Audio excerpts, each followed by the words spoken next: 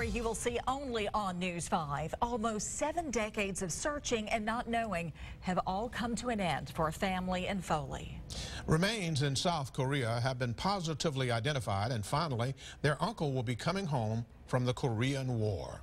News 5's Debbie Williams is live in Foley tonight. And Debbie, you spoke with the family tonight, and they must be feeling relief. It's a really amazing story, Mel and Roseanne. Bill Addison didn't even know this guy. His sister Polly was 8 years old when he left for the Korean War and never came home until now.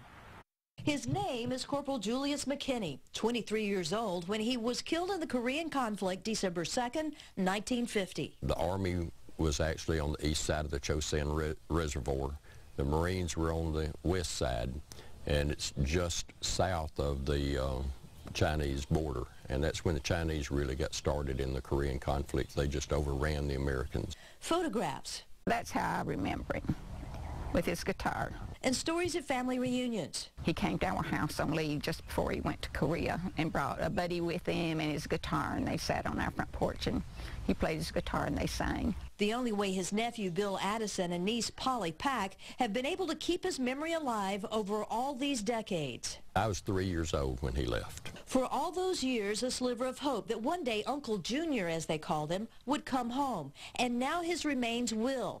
In 2004, 2 bones were found and tested for DNA. All from the maternal side, and it was determined that these 2 bones, the right tibia and right fibula, were 17.7 million times more likely to have come from that maternal lineage. The news coming with an unexpected emotion. I felt grief. I grieved for him.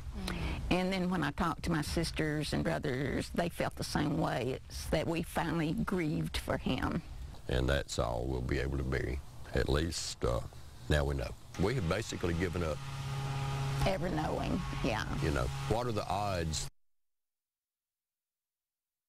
Now, Corporal McKinney was given or was awarded the rank of sergeant after his death. His remains are being flown from Hawaii to Corinth, Mississippi, where a funeral will be held in June at the National Cemetery. Live on the Baldwin County beat in Foley, Debbie Williams, WKRG News 5, local coverage you can count on.